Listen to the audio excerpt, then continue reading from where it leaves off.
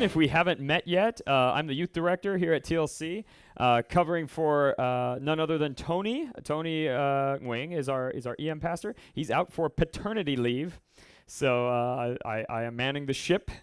This is the last, if you're just joining us, this is the last of a series that we are in Proverbs that we have entitled, I have not entitled it, I've mentioned this several times, but What Your Mama Didn't Teach You. That's all right. It's about wisdom, obviously. That is what the book of Proverbs is all about. Also, if you're just joining us, you may notice that everybody is wearing like these red TLC t-shirts. We're not a cult. It's just that we're in the middle of a sports fest where we meet with a bunch of other churches that get together and play basketball and ping pong and volleyball. So we're going to that. Probably many of us are going right after service, which is also why it's a little more sparse today. If you'd like to move up, too, if you're in the back, if you're okay on the wooden pallet termite infest, I'm just kidding, they're not. On the wood things, you know, that's fine, but there's definitely a lot of seats here in the splash zone. So that's where you feel me spit. So come on up. Feel free to come on up. So we'll go join the rest. We're doing not so well, actually, this year for Sports Fest, by the way, for those of you who haven't been. But please come out if you are free right after service to come over to Milliken High School. We're going to be, we're still in the men's doubles and for tennis. And then two of our sisters are battling it out for first place for tennis. So if you want to come on out and see that. And I think our dance group PD Squared is also going to be performing tonight. So that's exciting. So come and support them tonight, okay? Yeah, so like I said, we are we are about to finish up this series, What Your Mama Didn't Teach You, again, series in the book of Proverbs. Proverbs was written by a king named Solomon, who it is said that he is the wisest man. He asked God for wisdom, and he got it, and he still messed up his life quite royally, even with that wisdom, because he wasn't following after God. However, he was used as a mouthpiece to pen a lot of these wise sayings about life. He knew that the next generation was going to need wisdom in everyday choices, right? So we talked quite a bit about sex. For 2 weeks, we talked about sex. What is the purpose of sex and dating and relationships? How can it go wrong, etc.? Big deal, right? Next week, we talked about money. We talked about, is money bad? Is it good? How do I use it? How do I know what to do with the money that I make, etc.? So choices, and we looked in the book of Proverbs. Just last week, we talked about our words. The words that we use and the choices that we make in words can be destroying to relationships, or it can build up other people, right? It could be life-sucking, or it could be life-giving.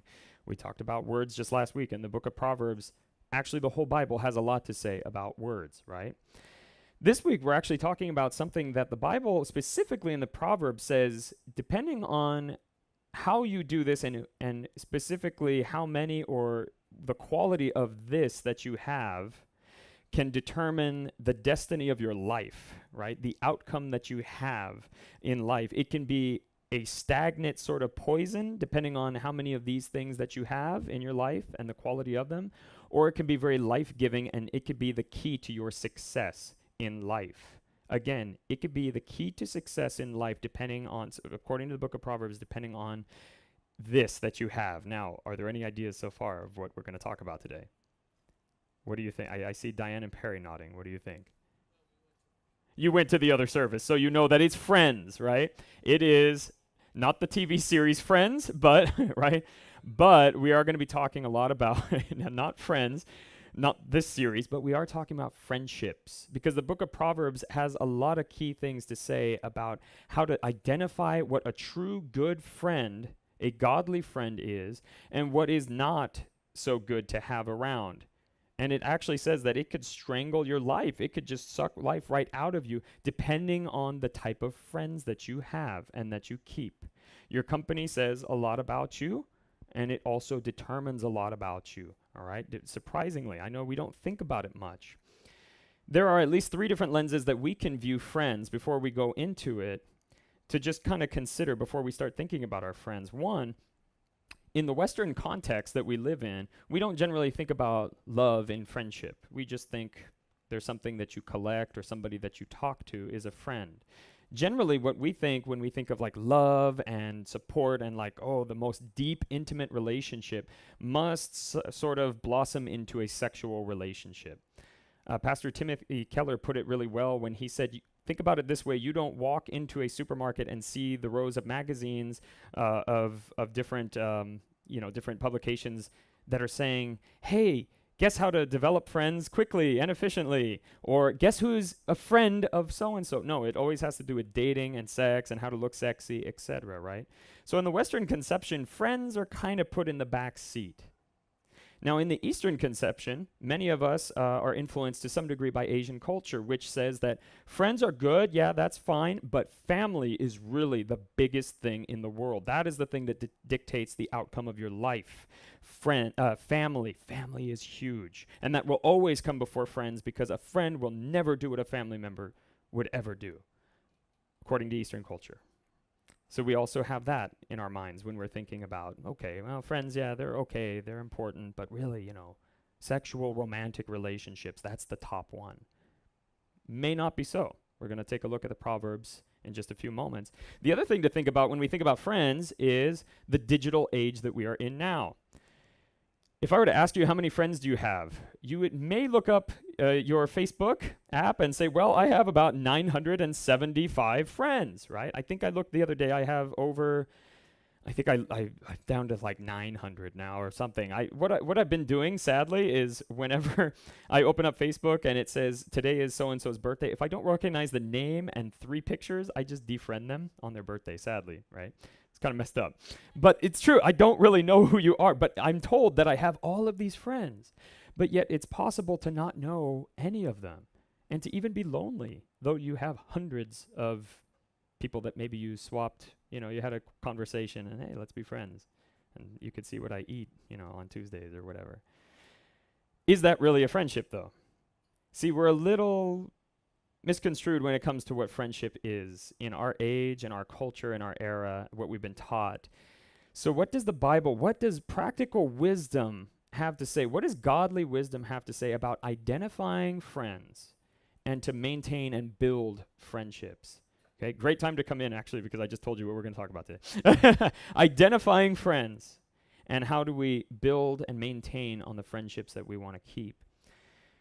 Slowly, I have been kind of scaling back in some of my Facebook friends, and I've come to realize that it's okay, first of all, not to you don't have to be friends with everybody. It's okay not to know the business of everybody in the world, because you can actually become quite lonely if you're trying to keep up with all of these different hundreds of people, and you're not really going deep with just a few, right? If you have 500 friends and you're feeling bad, or maybe some of you are Christians and feeling like, well, if I defriend them, then that's a sin, or I'm wishing them to go to hell. That's not true, okay? It's okay to not have as many friends. But what matters, according to the book of Proverbs, which we'll get into, is the quality. So today I'm going to ask you, before we get into the book of Proverbs, to just think about a few friends, few key friends, people that you talk to, people that you open up with, people who maybe you have a commonality with, and this sort of like kinship, we'll say. Just think about those friends as we're kind of assessing the quality of health of our friendships. And some of you may say, I don't really have any friends, I don't have any friends. I'm looking for friends, right? Well, this may be a good indicator of like, what should I be looking for? What is a good friendship look like? So let's open up to the book of Proverbs, chapter 17. And I've actually put all of the Proverbs that we're going to be talking about up here onto PowerPoint, because we're kind of grabbing around. The book of Proverbs is sort of written more poetically, and sometimes they seem very random because we're going to be jumping chapters, right?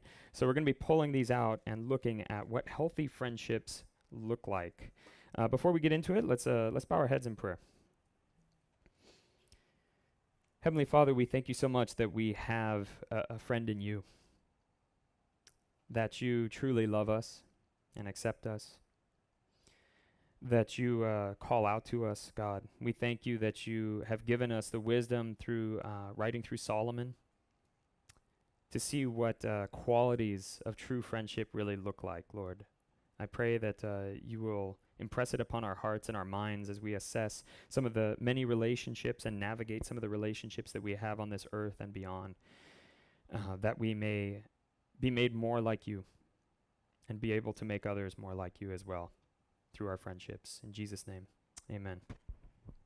We're going to be looking at 5 different elements or qualities of friendship, again, with the aim of identifying what is a good friend and how do we build friendships. First one, Proverbs chapter 17, verse 9 says, "Whoever would foster love covers an offense, but whoever repeats the matter separates close friends."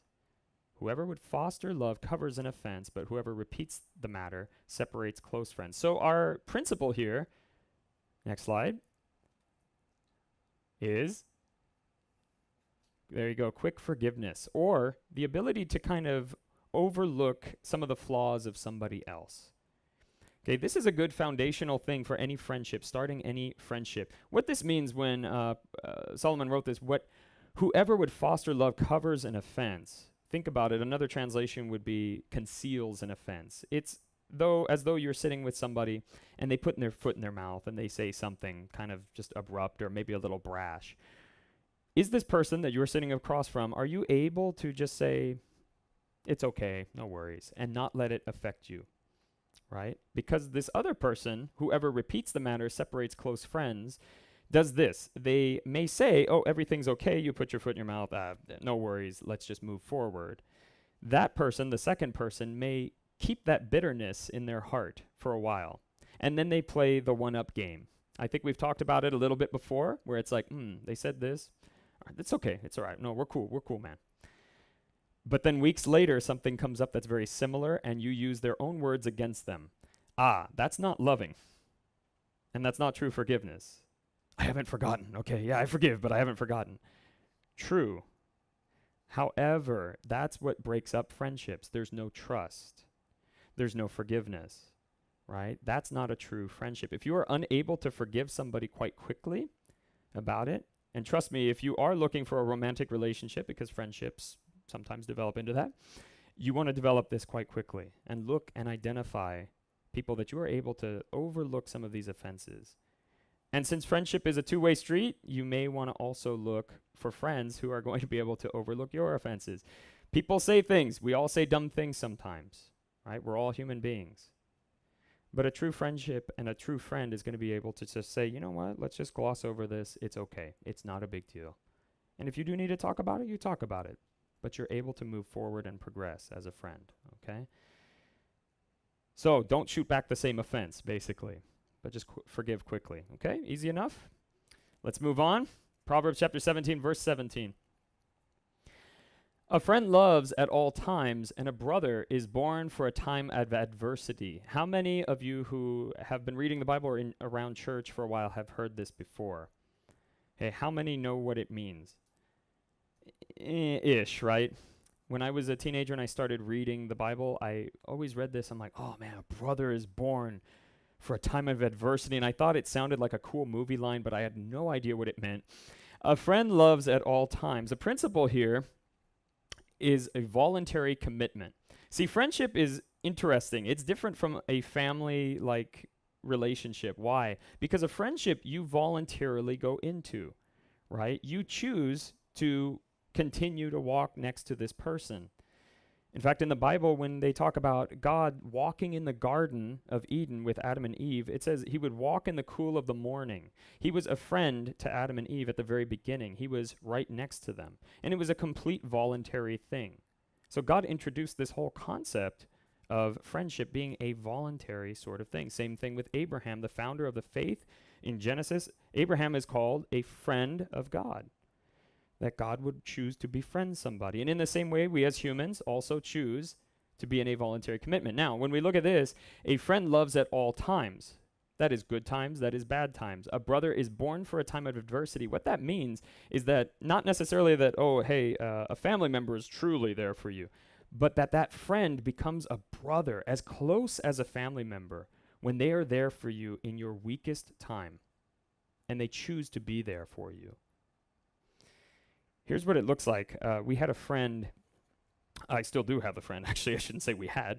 But my wife and I've been sharing and reflecting on this as I've been prepping this message. Like, who is really like some of my best friends? Okay, I have 500, 900 Facebook friends, whatever. But who's really a true friend? And I have one friend in particular who's in the military. He's not frequently with us. He's stationed all over the place. Some of you know who I'm talking about if you've been around. If you don't, that's okay. But he is a true friend. He has been there for me. I've been there for him. And I remember there was one time when my wife and I had a free day, and he called up and said, "Oh, brother, man, I'm really sick right now." And he was stationed at a base, I think in Palmdale, or it was somewhere out there, like, where is that? And it's really hot. No offense if somebody's from Palmdale, but it was like, whoa, that's like 2 hours away. It was super hot. And he's like, man, I could just really go for a bowl of pho right now. Oh, man, that sounds so good. I'm sick. I kind of got the chills, but it's 100 degrees outside. You know the feeling. And I'm like, yeah, man. And my heart was so heavy for my friend. And my wife and I looked at each other. I told her what was going on. I'm like, I think we got to just go out there. She's like, yeah, let's just, I mean, what else are we doing? We didn't have kids at the time, so we were able to just walk out the door and be like, oh, I can freely leave. You know, now that wouldn't happen, right? It's a little bit different. But instead of doing anything else, we went out, we bought some pho, and we drove for 2 hours. I probably should have kept the noodles separate from the broth, but anyway, so for 2 hours, it was a little soggy when it got there, but for 2 hours we drove in the heat and knocked on his door. And he was just, it made his life. Like, I mean, it was a huge deal to him. And, I mean, he was just like, man, nobody's ever done this for me. You are true friends. You're a true brother because you were there for me, right? Family didn't go out there.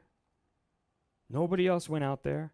Facebook people on Facebook, they were like, oh, you know, sad face, you're sick. Like, I don't know why like. Why do they not have a dislike? Do they? Now they do. Maybe they don't. Oh, you're sick. Oh, like, I'm praying for you. But a true friend in a time of adversity, in a time of need, your true friends will really pop out. This is the litmus test, is the commitment that your friends have. Because people can say whatever they want. Oh, yeah, we're so close. Hey, girl, what's up? Hey, dude, yeah, what's up, bro? But when you are sick, when you are in need, when you're in the hospital, when you are emotionally just breaking down, you can't handle life anymore, your true friends, the Bible says, are the ones that are going to show up in your life and actually be there. It will cost them something. Time, money, emotion, gasoline, whatever it is. It's costly, but they volunteer to do it. This is a true friend who loves at all times. A brother is born of adversity. Moving on, Proverbs chapter 27. We have that forgiveness aspect, the ability to overlook things. We have commitment, a voluntary commitment, and Proverbs 27:6 has to do with truth. Wounds from a friend can be trusted. Wounds! Ouch! Wounds from a friend can be trusted, but an enemy multiplies kisses. I try to say that a little spicy, sorry. Wounds from a friend can be trusted, but an enemy multiplies kisses. If we remember Jesus, he had how many friends? I mean, he had a lot of followers, right? If Jesus had a Twitter, it was like he had a couple hundred followers. But really, his true friends, how many did he have? He's like, hey, friends. 12 of them, right? And of those 12, he had, I mean, we talked about limiting your friends. He had how many that were super close? He like divulged everything to them. How many? 3, correct. But one of those 12 actually betrayed him on the night that he was supposed to die. Well, the day before he was supposed to die. And this friend, Judas Iscariot, if you remember what the Gospels said, identified Jesus to the Romans who were going to arrest him by doing what? Walking over and, Jesus, this is him. I love you, my friend. Right? We get that sort of imagery. And that's sort of what this proverb is getting at. Now, this proverb was written much before that happened, but that same element is there. The idea is that somebody who is actually going to be real with you and tell you the truth, even though it hurts, that's a true friend. That's someone you can trust. It's somebody who is always saying like, oh, you're so good. Oh, you're so smart. You always have clever ideas. Oh, you're so great. We're so great together. Oh my gosh. Oh, blah, blah, blah, blah, blah. And never says anything about truth. Imagine you had like something in your teeth or a little booger or something right here. That's not a friend, the one that's going to be like, oh, you look fine. A true friend is going to walk up and say, hey, you got something right here. Even though it's embarrassing. Hey, I think you got it's coming out. No, not really, but you know. That's a true friend. The Bible, yeah, there you go. The principle is unafraid to tell you the truth. That same friend that I talked about who's in the military, who's always around, you wouldn't think that we were friends, but this is how I know that we're true friends.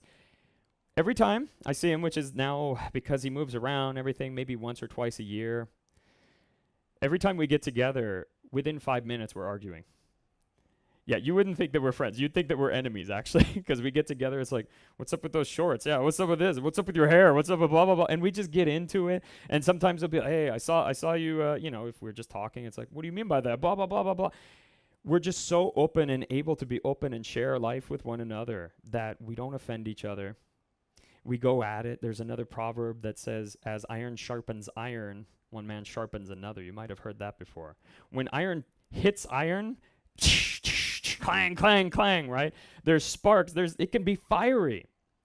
It's okay to have friends that are a little bit different from you, and maybe you have disagreements. But when it comes down to it, will they tell you the truth about what they see in your life? Because somebody who's just in it for the benefits, like let's say you have a truck. Any guy here have a truck? Okay, right away it's like, in my mind, I'm like, I should be a friend with him. Why? Because I get something. And I'm going, oh yeah, I'm not going to tell you the truth about what I see in your life as we're walking together. Why? Because I'm afraid that I'll lose the truck, right? But a true friend isn't going to worry about that. Can I be open and honest with you? What you said back there was a little bit messed up. I think you should go apologize to her. Why are you looking away? Did you say something? I don't know. Right? A true friend is somebody who you can trust, even if they tell you the truth and it kind of hurts. And you're like, ooh. Amongst the preaching team that we have here, amongst Tony, myself, and Muksulin, we occasionally get together and we have feedback about a sermon, maybe. And it's just a quick like, I noticed, you stutter too much, or your hand's in your pocket, or whatever it is, public speaking stuff. And sometimes it kind of hurts, because it's like, oh man, did I fail? Oh, I failed. I should have done this. I should have done that.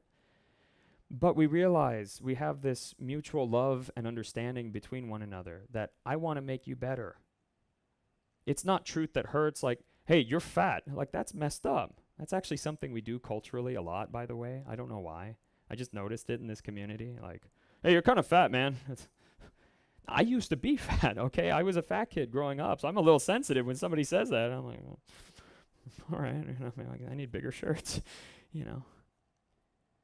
But the truth that it talks about here is something that's going to make somebody better. Imagine like working out and you're kind of sore because your muscle fibers tore, but you're actually getting stronger, right? But the enemy, somebody who's not truly a friend, is always just going to be complimenting because they're not really worried about you or your development. They're worried about themselves.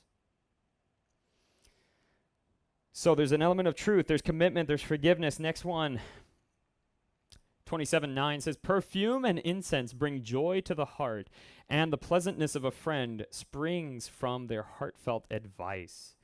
So now we have this element of caring and counsel, right? Sensitive care, not just any care, but one that is when you're able to speak to a friend, a true friend, and when a true friend speaks to you, man, it's like, even if they told you the truth and it kind of hurts deep down, it's still like, this is something that's good. It's pleasant, right? It's like, man, this is a breath of fresh air. This is not like a fart or something, right? This is disgusting. I hate hearing this. It tears me apart. Isn't it funny that you can have two different relationships with two different people, and if one person says something to you, you're just devastated. You're like, oh my gosh, really? Oh, I feel like a loser. But yet person B, the other person, can tell you almost the same thing, just in their own way, and for whatever reason you take it delightfully. It's interesting.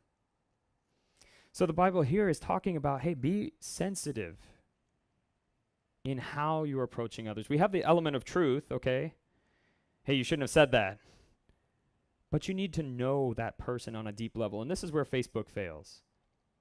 This is where it fails, because they're not really going to know you. You could say, and I've read it on Facebook, oh my gosh, I'm having the worst day. I hate this person, and this happened, and my mom, or whatever. And I see a million different advices go up, like, oh yeah, that's messed up. You should do this. Oh yeah, we just pray for them, pray for your. Right, there's all these different things. But none of those people really know what's going on in your life.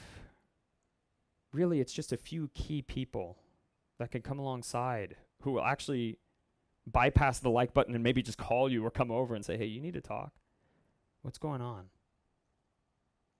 To really know who you are. Good example, I have two boys. I have two young boys. One of them is very hard-headed. The other one is very sensitive, right? I have to be very sensitive to how I speak to them and tell them the truth. My job as their father is to raise them up, to know God, to love others, to love the world, right? All of those things. It's a tough job. When I go to one and I'm like, no, don't do that. What are you doing? You can't, no. Stop doing that immediately, right? What does that one do, the first one? Oh, listen, right? I know that's not going to work. I have to think of some other means to get through. If I did that same thing, the same method to the other child, what are you doing? No, don't do that. Do not ever do that again. I know I'm not very scary right now. Trust me, I can be scary, right? I'm German. What are you doing? Okay. If I did the same thing, no, don't do that. My other child just looks at me and is like, oh, and it just breaks down like his world collapsed. There was even a moment, there was a time when I was yelling at one of them, the one that's hard-headed. I'm like, don't do that. What are you doing? You never do that. And the other child looked at me and was like, oh, and I'm like, no, you're fine. You're okay. Stop. No, you're fine. No, okay, I love you too. All right, I love you too. Now I have a big mess on my hands, right? But the idea here is that I need to be sensitive to how to approach. I know that just yelling at this guy is not going to do anything. And in the same way, if you have friends that you're like, no, I know this person better, and I know their history, and I know their past. If I just go up and say, hey, maybe you should fix your face or something, they might have image issues. I might be joking with somebody, right? Even as friends, we like to joke. We have a good time. But it's that ability to also know, like, that's a pain point. Maybe you mentioned something about a family member to them, and that family member passed away. Oops. Right? Somebody who's not a friend is not going to realize that. They're just going to be who they are, just shooting stuff out there. But a true friend is going to avoid that area because they love you, they care about you, and they want you to grow. They do genuinely want you to grow and are there for you, right? So who shows up when you're sick? You'll take their advice. Why? Because it's good, and you trust that person. You know that they care about you. That's a true friend. As you're thinking about your friends, start thinking about some of these people. I've recently started cutting back on friends that I've had for a while. Why? Because I realized that it's not a healthy relationship. Do I wish them harm? Do I hate them? Do I want them to go to hell? Am I not a Christian? No, of course not. I still love them. I would still have a conversation with them. But inside of the inner circle, the people that I want to spend time with and share my emotional energy with, my funds with, my time, my laughs, it might be fewer than I thought. And that's okay, because they're deep and rich and meaningful. And they should always point back to God.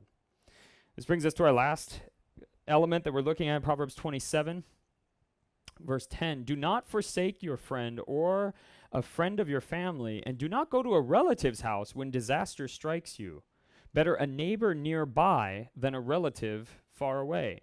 Now, this is kind of shocking, and this was actually very difficult for me to sort of decipher how to approach this one.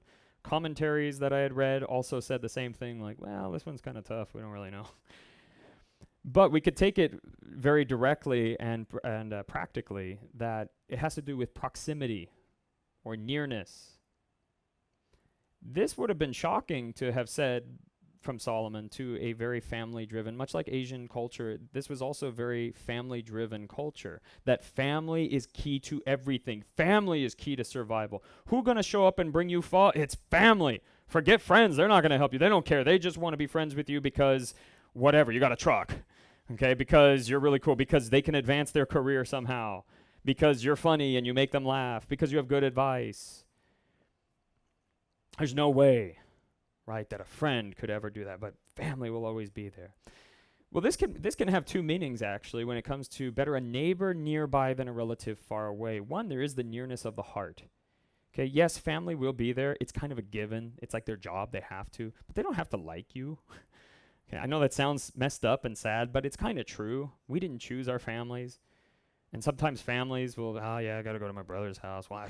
He needs help with something, It's family. But a true friend is going to be the one that is like, I'm going to show up. Why? Because I care about your building project. Because I care about this advancement in your career. Because I care about your graduation. Because I care about your relatives, so I'm going to show up to the funeral to support you. Those are true friends. And secondly, literally proximity.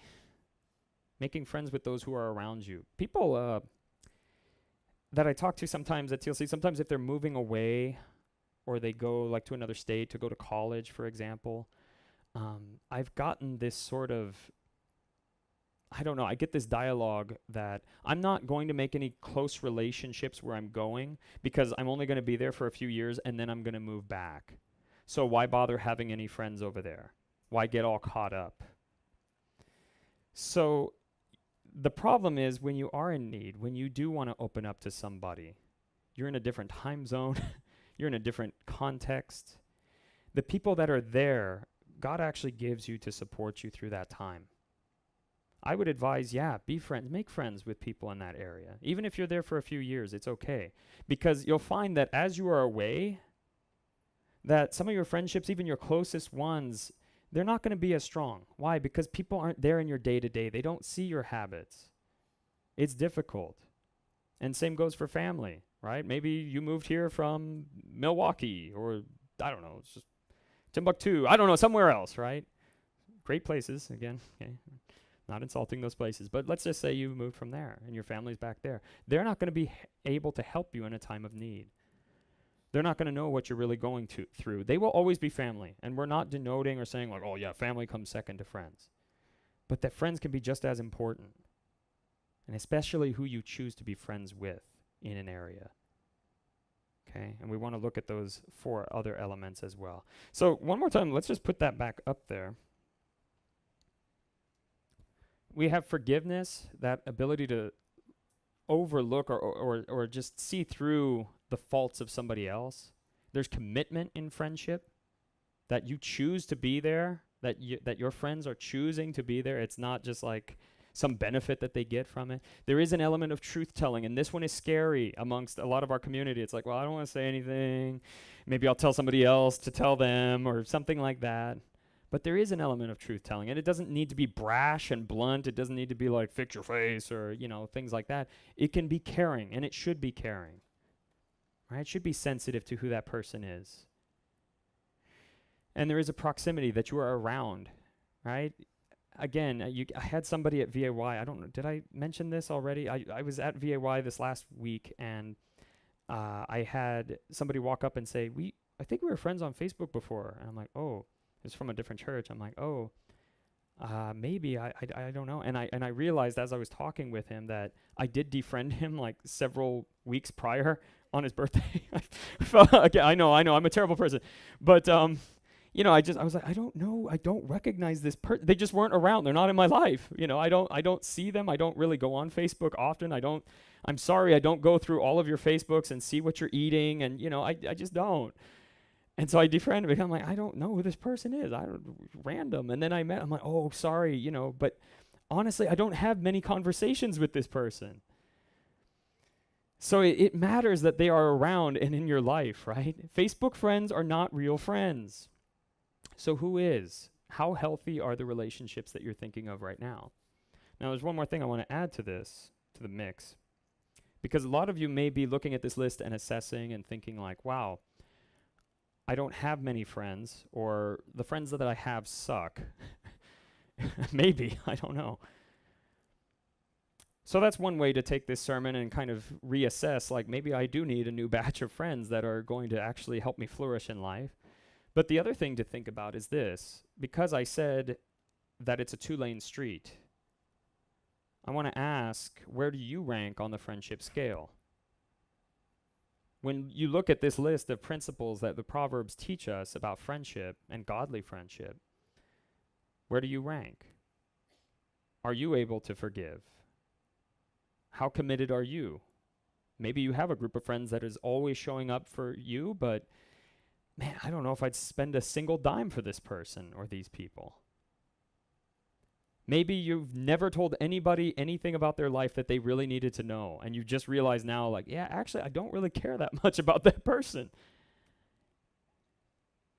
caring. Maybe you're not sensitive to anybody. You just say everything as it is. You're not like tailoring it to anybody. And you could actually do some damage that way. We talked about words last week, if you're not careful with them. And finally, maybe you're just not around. Maybe it's fun to show up on Sunday. You see them, hey, we're best friends, and you got them believing that you're there, but you're really not there for them. You're not around. You're not in proximity. You won't show up.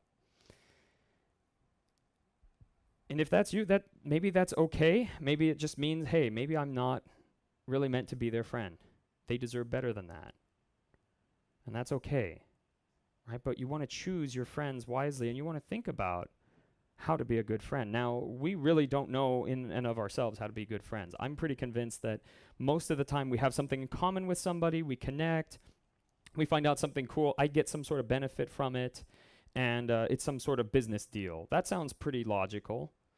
But Jesus actually does something that's illogical, and he goes and dies for his friends. If you look at John chapter 15, verses 13 through 15, John 15, 13 through 15. Jesus, this is in the context of having dinner with friends, something nice to do. But this is his last dinner with friends.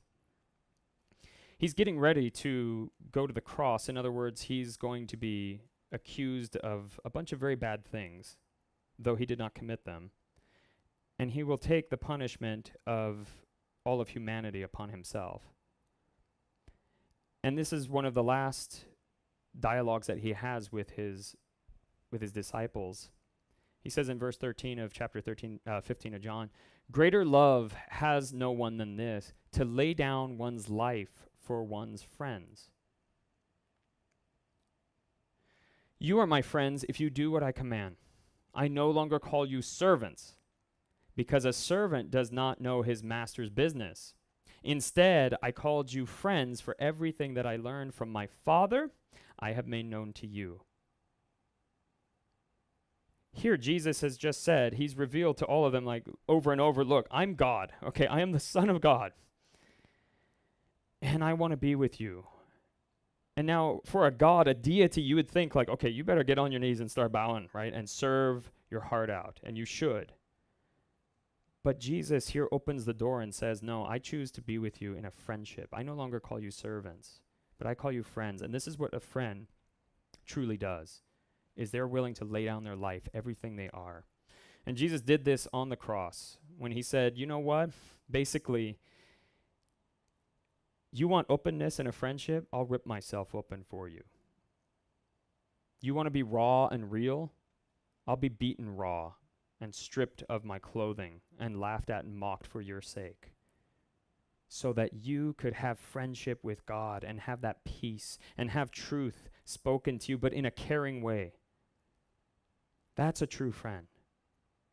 That Jesus is so committed to you. That's inspiring for us. That's what empowers us as Christians and as believers to say, you know what, I'm able to overlook offenses of other people. When I'm offended, I'm able to forgive quickly. Why? Because my God calls me a friend and is able to quickly gloss over some wrongdoing of mine. And though the offense may be great, he fully forgives me and wants to continue in a relationship, does not harbor any bitterness against me because of what Jesus has done. He's committed to me. He always shows up and is there for me. He will speak the truth to me. He does it in a way that only I would understand. And now proximity. You talk about proximity. You might say, well, okay, that's where Jesus kind of comes up short, right? I mean, he's not like, hey, Jesus, thanks for hanging out with me today. But actually, he said, I will be with you always, even unto the end of the age. Because when Jesus resurrected, in other words, when he came back from the grave 3 days later, he went on with his disciples for a few weeks and then ascended into heaven and said, I'm sending my spirit to be in you. Now we walk with Jesus daily as Christians. We're never alone. And there's nobody closer, actually, than God dwelling in you. That is, for the Christian, a true friendship, and that's the portrait of what it looks like. That is what empowers us to be friends. When we think of those areas, can we put those up one more time, those different qualities, principles of the Proverbs? That is what empowers us. to actually fulfill them. See, there's lots of good advice out there, guys. There's lots of good advice, guys and girls. But what truly empowers us is the work of the Spirit, is seeing and having that personal relationship with Jesus. And those are things that we can work on with our friends now. And those are things that we can look for when attaining friends or looking for friends. Are these qualities that are going to help push me back towards God again? Right. I'd like to invite us to spend some time in prayer over this. And to think, how healthy are the friendships that we have? Because the Bible says that it can make or break us. It could be the seal of success. It could be the poison of stagnation. So let's bow our heads and let's think about this for just a moment.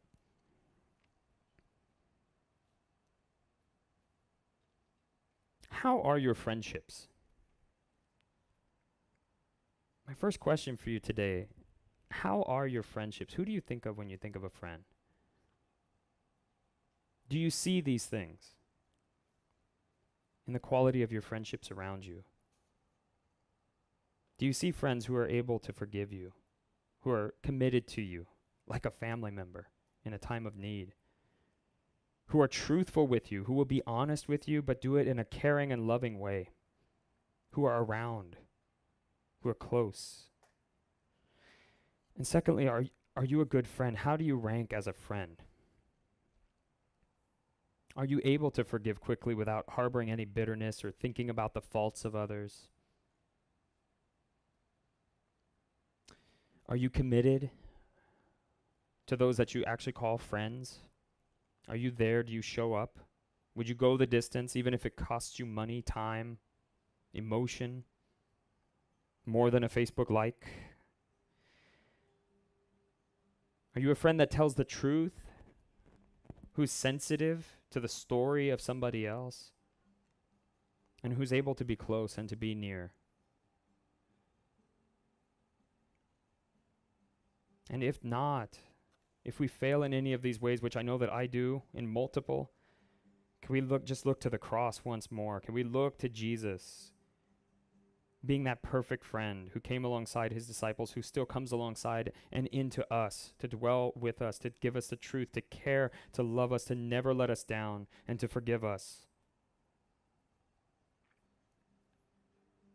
And if you don't have that relationship with Jesus today, I would encourage you, I'd invite you to just start talking to God. Just open up your heart, open up your mouth. Maybe not at this moment, maybe at home later when you're thinking about it or on your drive home, to just say what I said years ago as a child. God, will you be my friend?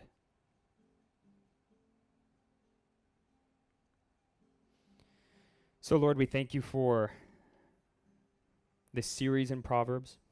We thank you for these Proverbs today that we have with us, talking about friendship.